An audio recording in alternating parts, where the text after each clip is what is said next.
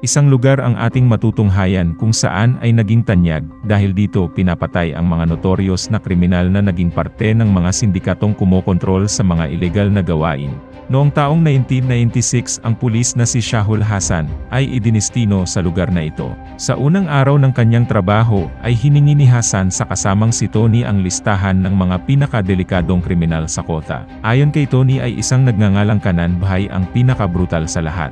Wala itong kinakatakutan at pinapatay nito maging ang pulis kasama ng pamilya nito kung nakakasagabal na sa kanyang negosyo. Dagdag pa ni Tony na sadyang pinapakita ni Kanan Bhay sa mga residente ng kota ang kanyang pagpatay sa mga hindi sumasang-ayon sa kanya upang magtanim ng pagkatakot sa mga tao. Sumunod na araw ay hindi nag-atubiling pinuntahan ni Hassan ang teritoryo ni Kanan Bhay upang kausapin itong sumuko at pagbayaran ang lahat niyang ginawa. Hindi man lang natinag si Kanan Bhay sa sinabing ito ni Hassan at nagbanta pang may masamang mangyayari sa kanyang pamilya kung ipipilit niya ang bagay na ito. Sinubukang hulihin ni Hassan si Kanan Bhay, ngunit marami itong tauhan. Hindi mapakali si Hassan dahil sa nangyaring ito, ngunit pinayuhan siya ni Tony na huwag nang pakialaman ang gang ni Kanan Bhay. Subalit hindi katanggap-tanggap ang ginawang pambabastos sa mga pulis para kay Hassan, kaya't kailangang magbayad ang may sala. Upang kumalma si Hassan ay dinala ito ni Tony sa isang coffee shop na pagmamay-ari ng matandang si Kalikati na siya palang ina ni Kanan Bhay. Dahil sa mga narinig ng ina ni Kanan Bhay, ay nakipagtalo ito sa asawa ng kanyang anak na si Manju, kaya't pinaalis na lamang ni Kanan Bhay ang kanyang ina. Samantala habang nag-uusap si Tony at Hassan, ay lumapit ang dating kaibigan ni Tony upang itanong kung nasaan ang nagngangalang Raju. Halatang iniiwasan ni Tony ang tanong ng lalaki, at nagalit na ito hanggang sa sabuyan ng tubig ang kausap. Dito ay malalamang ang lalaking ito ay si Ravi, at anak pala nito si Raju. Habang pauwi ay nais malaman ni Tony ang tungkol kay Raju, kaya't naitanong niya ito. Pinaliwanag ni Tony na si Raju ang dahilan kung bakit nabulag ang isang mata ni Kanan Bhay. Sa kabilang dako naman ay lumapit si Manju kay Kanan Bhay, dahil nag-aalala ito sa kanyang kapatid na si Jinu na nais ng pakasalan ang kanyang kasintahan. Kahit mahal na mahal ni Kanan Bhay ang kanyang asawa, ay hindi niya maaaring pagbigyan ang kahilingan nito. Ito ay dahil kapatid ni Raju ang babaeng nais pakasalan ni Jinu. Ayon kay Tony ay dating magkasama sa soccer team si Raju at Kanan Bhay. Ang ama ni Raju na si Ravi ay dating notorious na gangster. Bago nawala si Raju, ay pinagalitan ito ng kanyang inang si Malati dahil naistularan ng bata ang kanyang ama. Pinalayas ni Malati si Raju, kaya't inampon ito ni Kalikati at itinuring ng tunay na anak. Sa mga narinig na ito ay mas lalong naging interesado si Hassan sa tunay na dahilan ng pagkawala ni Raju. Dagdag pa ni Tony na noong taong 1986 ay nakilala na si Raju bilang pinakabrutal na gangster ng kota. Nasaksihan ang kalupitang ito ni Raju ng mga tauhan ng kalabanggang sa pamumuno ni Ronit. Dahil kontrol ni Raju ang kota ay malaking pera ang nawawala kay Ronit kaya't kailangan niyang ipapatay si Raju. Ngunit hindi nagtagumpay si Ronit dahil na rin sa kilalang gangster si Raju. Sa pakikipagtulungan ni Raju kay Kanan Bhay at Tony ay malaking pera ang kanilang nakukuha mula sa mga mayayamang tao na nangangailangan ng kanilang serbisyo. Ngunit ang perang kanilang nakukuha ay ginagastos lamang nila sa kanilang luho sa buhay. Habang ganito ang kanilang pamumuhay, ang kanilang grupo ay parte pa rin ng elite soccer team ng kota. Isang araw matapos manalo sa laro ay laking tuwa ng nakababatang kapatid ni Raju na si Ritu, ngunit ikinagalit ito ng kanilang ina. Samantala noon ay kasintahan naman ni Raju si Tara, subalit ang best friend ni Tara na si Nikhil ay binalaan ang babae tungkol sa pagiging gangster ng kanyang nobyo. Sa kabila nito ay pinaglaban ni Tara ang kanilang pagmamahalan ni Raju. Dumating noon si Raju, kaya't inutusan ni Tara si Nikhil na magtago, dahil maaaring magalit ito kapag nakita silang magkasama. Hindi nakinig si Nikhil at sinabi pa nito kay Raju na lubayan na ang kanyang best friend. Dahil natakot si Tara sa kung anong maaaring gawin ni Raju, ay nagpanggap itong nagalit at pinaalis doon si Nikhil. Umuwi ng kanilang hideout sina Raju, at dito ay sinabi ni Kanan Bhay ang kanyang planong magtayo ng mga illegal na negosyo. Hindi pumayag si Raju sa planong ito dahil ayaw niyang maging sentro ng droga ang kota. Biglang dumating ang nakababatang kapatid ni Raju, kaya't inutusan niya ang kanyang mga kaibigan na maging matino dahil ayaw niyang malaman ng kapatid ang tunay niyang pagkatao. Dumating ang birthday ni Ritu, kaya't nagdaos sila ng masayang handaan. Matapos ang kasiyahan, ay nakatanggap ng tawag si Raju na nagpapatulong sa isang problema. Dahil dito ay iniwan ni Raju ang kanyang kapatid kay Kanan Bhay habang inaayos ang problema. Subalit nang malaman ng ina ni Raju na kasama ni Kanan Bhai si Ritu, at palihim na nakikipagkita ang bata sa kanyang kuya, ay labis itong ikinagalit ng babae. Sinubukang awati ni Kanan Bhai ang gulo, ngunit nadamay na rin siya. Nang nakarating kay Raju ang pangyayaring ito ay nagwala ito sa kanilang bahay, dahil hindi niya matanggap na sinaktan ng kanyang pamilya ang kanyang kaibigan. Nagalit si Ravi sa inasal ng kanyang anak, kaya't binugbog niya si Raju. Sumunod na araw ay pinadala ni Ronit kay Raju ang mga larawan ni Tara kasama si Nikhil sa isang beach. Nagkita ang dalawa kung saan ay pinaliwanag ni Ronit ang ginagawang pangangaliwa ni Tara kay Raju. Inimbitahan ni Ronit si Raju sa kanyang hideout dahil ikinulong nito si Tara upang pagbayarin sa pananaksil. Pagdating roon ay inamin ni Tara na nagpanggap lamang ang babae na mahal si Raju, bagay na ikinagalit nito. Ibinaling ni Raju ang kanyang galit sa mga tauhan ni Ronit at iniwan na lamang ang babae. Mula sa araw na iyon lagi na lamang lasing si Raju, kaya't umiwas na din sa kanya ang kanyang mga tauhan at maging si Kanan Bhai. Dahil hindi na kayang patakbuhin ni Raju hanggang ay nagdesisyon si Kanan Bhai na makipagtulungan kay Ronit para sa pagbebenta ng droga. Dito nakilala ni Raju si Manju. Dahil nasa magulong kaisipan ngayon si Raju, ay nais gamitin ni Ronit ang pagkakataon upang patayin ang mortal niyang kalaban. Ngunit sa kabila ng mga nangyari kay Raju, ay natalo pa rin ito ang mga tauhang pinadala ni Ronit. Sa pangyayaring ito ay naghinala si Raju, na tinatraidor siya ni Kanan Bhai, kaya't sinalubong niya ito sa isang tulay patungo sa isang transaksyon ng droga. Natuklasan ni Raju ang pagbebenta ni Kanan Bhai ng droga, kaya't binugbog nito ang kanyang kaibigan hanggang sa mabulag ang isang mata nito. Nawalan na ng matatakbuhan si Raju, kaya't nagdesisyon itong iwanan ang pagiging gangster at mamuhay sa kalsada. Nang malaman ito ng kanyang ina, ay inutusan nito si Raju na umalis na lamang sa kota dahil naging kahihiyan na siya sa pamilya at makakaapekto sa buhay ni Ritu. Para sa kanyang kapatid ay sinunod ni Raju ang utos ng kanyang ina at mula noon ay wala nang balita sa kanya.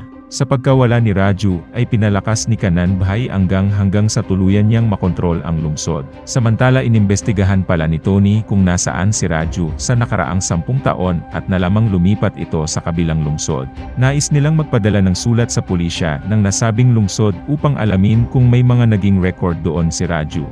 Dito ay nalaman nilang naging hitman roon si Raju, kaya't naisipan nilang magpadala ng sulat kay Raju at sabihing nasa panganib ang kanyang kapatid. Sumunod na araw ay inaresto ni Tony si Gino na noon ay nakikipag-date kay Ritu. Si Gino pala ay isa na ring gangster na nagpapatakbo ng mga ilegal na gawain sa kota. Ikinagulat ni Ritu ang kanyang nakita dahil sa pagkakaalam niya ay mabait na binata si Gino. Pag-uwi ng babae ay sinabi ni Tara na makipaghiwalay na ito kay Gino. Narinig ni Ravi ang pag-uusap ng dalawa, bagay na labis nitong ikinagalit. Nais ipaliwanag ni Gino ang mga nangyari kay Ravi, ngunit binugbog lamang ito at pinalaya sa bahay. Sumunod na eksena ay makikita si Gino na nagwawala sa bahay ni Tara dahil ito ang nagpayo kay Ritu na makipaghiwalay sa kanya. Kinaumagahan ay muling nakiusap si Gino kay Ritu na ipaglaban ang kanilang pagmamahalan, bagay na hindi pinayagan ng babae. Nagalit si Gino at binuhusan nito ng gasolina si Ritu at akmang susunugin ang kanyang minamahal. Sinubukang tumakas ni Ritu mula kay Gino at siya namang pagdating ni Tony. Hinanap ng pulis si Gino dahil mas malaking kaso na ang kakaharapin nito. Hindi inaasahan ni Tony na makikita niya si Gino, subalit nasa kamay na ni Raju ang buhay ng binata. Inutusan ni Tony si Raju na isuko sa pulisya si Gino, ngunit nagdesisyon si Raju na tapusin na ang buhay nito. Labis na nalungkot si Manju sa pagkamatay ng kanyang kapatid at inutusan si Kanan Bhai na hanapin si Raju. Samantala napag-alaman naman ni Raju ang mga kalupitang ginagawa ni Kanan Bhai mula noong ito ang pumalit bilang gang leader. Dumating ang isa pang pulis na si Hasan at sinabi nitong kailangang mag-report palagi si Raju sa pulisya dahil sa pagkamatay ni Gino. Walang nangahas na magsabing si Raju ang pumatay kay Gino kahit pa maraming nakakita sa nangyari. Nang gabing iyon ay dumaan si Raju sa library ni Tara, ngunit hindi niya nilapitan ang babae. Sumunod ay pinuntahan niya ang kanyang pamilya, ngunit ayaw siyang kausapin ni Ravi, habang ikinatuwa ni Ritu ang kanyang pagbabalik. Nais nang umalis ni Raju, ngunit ibinigay ni Ravi ang sulat mula sa namayapa niyang ina. Tumungo siya sa isang bar at binasa ang sulat ng kanyang ina. Hindi nagtagal ay dumating ang grupo ni Kanan Bhai, at nais siyang paalisin ng mga ito sa kota. Napansin ni Raju na natatakot si Kanan Bhai na naroroon siya, dahil maaaring mabawi ang posisyon nito bilang gang leader. Biglang tumawag ang isang tauhan ni Kanan Bhai upang sabihin na naging notorious na hitman si Raju.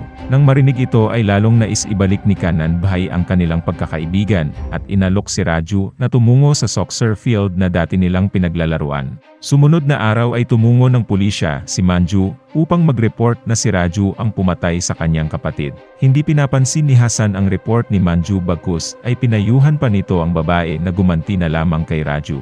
Muli namang binisita ni Raju si Kalikati, bagay na ikinatuwa nito. Pinalayas pala ni Kanan Bhai ang kanyang ina dahil hindi nito nakakasundo ang kanyang asawa. Sa oras na iyon ay dumating ang gang ni Jinu upang ipaghiganti ang pagkamatay ng kanilang kasama. Hindi kilala ng gang kung sino ang kanilang kalaban, kaya't napansin ng mga itong iba ang lakas ng kanilang nakaharap. Dito ay nalaman ni Raju na ginagamit pala ng gang ang library malapit sa bahay ni Tara bilang headquarters ng mga ito. Tumungo sa library si Raju at sinunog ito upang hindi na magamit ng gang. Sa bahay naman ay hindi mapakali si Manju dahil hindi nagtagumpay ang utos niyang patayin si Raju gamit ang gang ni Jinu. Inutusan ni Manju si Kanan Bhai na patayin si Raju, kaya't kailangang magdesisyon si Kanan Bhai sa kung sino ang mahalaga sa kanya. Sumunod na araw ay makikitang nakatambay sa soccer field si Raju nang biglang lapitan ito ni Hasan. Nag-alok itong lilinisin ang pangalan ni Raju kung papatayin nito si Kanan Bhai at ubusin ang gang nito. Napansin ni Raju na nais paglabanin ni Hasan silang magkaibigan, kaya't agad siyang tumanggi. Hindi man nagustuhan ni Hasan ang sagot ni Raju, ay wala itong magagawa kundi umalis na lamang. Hindi nagtagal ay dumating na rin si Raju sa soccer field, at naglaro ang dalawa kagaya ng kanilang nakasanayan noong sila'y mga bata pa.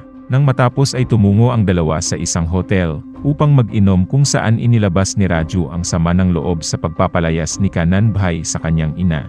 Inamin ni Kanan Bhai ang pagkakamaling ito, at ang kanyang dahilan ay hindi magkasundo ang kanyang asawa't ina. Naparami ang kanilang inom, kaya't iniwanan na lamang ni Kanan Bhai si Raju nang natutulog. Subalit inutusan pala nito ang kanyang mga tauhan upang patayin si Raju. Kinaumagahan, ay nakatanggap ng package si Kanan Bhai, ngunit ang laman nito ay mga chop-chop na katawan ng mga inutusan niyang patayin si Raju. Hindi pala tunay na nalasing si Raju, kaya't nagawa pa rin niyang depensahan ang sarili laban sa mga nais pumatay sa kanya. Tinawagan ni Raju si Kanan Bhai, at hinamon niya ito ng one-on-one imbes na magpadala ng kanyang mga tauhan. Sumunod na araw ay malaking kaguluhan ang naganap sa lungsod nang muling pagtangka ang patayin ng mga tauhan ni Kanan Bhai si Raju. Ngunit hindi man lang nahirapan si Raju na pataubin ang lahat ng kalaban. Matapos ang kaguluhan ay biglang nawala ang mga tauhan ni Kanan Bhai, at ayon kay Tony, ay naghahanda ang mga ito sa sunod nilang gagawin. Umuwi ng kanilang bahay si Raju, at sinabi ng kanyang amang si Ravi, na hinihintay pala ni Tara ang kanyang pagbabalik. Dagdag pa ni Ravi na mas maganda kung pakakasalan na ni Raju si Tara. Tumungo si Raju sa bahay ni Tara, ngunit pinatay ni Kanan Bhai ang babae. Nang makita ni Raju ang dugo ang si Tara, ay agad niya itong isinugod sa hospital. Sa hospital ay nakatanggap ng tawag si Raju mula kay Kanan Bhai. Inutusan siya nitong pumunta sa tabing dagat kung nais pa niyang makitang buhay ang kanyang pamilya. Pagdating ni Raju sa nasabing lugar ay nakita na lamang niyang wala ng buhay ang kanyang ama. Nakarating kay Tony ang pangyayaring ito, at nagalit ito kay Hasan dahil ibinalik nito si Raju sa kotha na nagresulta sa kaguluhan. Sumunod na araw ay pinagmamasdan na lamang ni Raju na sinusunog ang bangkay ng kanyang ama ayon sa tradisyon. Dito ay sinabi ng ina ni Kanan Bhai na labis na ang kasamaan ng kanyang anak, at hinahayaan na nito si Raju na maghiganti. Sumunod na gabi ay binisita ni Raju ang ina ni Kanan Bhai nang biglang may umataki sa kanya, dahilan upang mawalan siya ng malay. Nang magising ay nakita niya ang sariling nakagapos sa isang abandonadong lugar. Natuwa si Kanan Bhai at mga tauhan nito sa pagkakahuli kay Raju, at may pagkakataon na si Manju na ipaghiganti ang kanyang kapatid na si Jinu. Ilang ulit na sinaksak ni Kanan Bhai si Raju, ngunit bago siya tuluyang mamatay ay isang lihim ni Manju ang kanyang ibinunyag. Dati palang nagtatrabaho si Manju bilang isang bayarang babae, at si Jinu ay hindi niya kapatid bagkus ay kanyang anak. Ikinahiya ni Manju ang katotohanan ito, kaya't umalis na lamang at sinundan ito ni Kanan Bhai na nais ng paliwanag. Sa oras ding iyon ay dumating si Hasan, kasama ang iba pang pulis, upang hulihin ang gang ni Kanan Bhai. Hindi na nakapalag si Kanan Bhai, dahil tinutukan ito ng baril ni Hasan. Hinanap naman ni Tony si Raju sa loob ngunit wala siyang natagpuan roon, bagay na ikinagulat ni Kanan Bhai. Makalipas ang 3 linggo ay muling nakalaya si Kanan Bhai, at pinalakas pa ang kanyang gang dahil hindi na rin makita si Raju. Nang gabing iyon ay nakipagkita si Kanan Bhai kay Manju upang sabihing tinatanggap niya ito sa kabila ng nakaraan ng babae. Binisita rin nila ang lugar kung saan nila nilagay ang bangkay ni Jinu. Subalit ikinagulat nila nang hindi makita roon ang bangkay ni Jinu bagkus ay patay na tauhan ni Kanan Bhai ang naroroon. Tinawagan ni Kanan Bhai ang kanyang tauhan, ngunit dito ay napag-alaman niyang muling bumalik ng kota si Raju. Sinubukang hulihin ng mga tauhan ni Kanan Bhai si Raju, ngunit hindi rin sila makapalag. Sumunod na araw ay nakita na lamang ng mga tao ang mga tauhan ni Kanan Bhai na pinatay kagaya ng ginawa nila kay Ravi. Ang pagbabalik pa lang ito ni Raju ay plinano ni Hasan at Tony. Noong hinuli pala nila si Kanan Bhai ay inutusan nila ang dalawang pulis na itaka si Raju. Nang makarecover na si Raju ay nangako itong papatayin si Kanan Bhai at lahat nitong tauhan. Pagdating sa estasyon ng pulisya ay naroroon din ang ilang bangkay ng tauhan ni Kanan Bhai, kaya't inutusan nito si Tony na sabihin kung nasaan si Raju.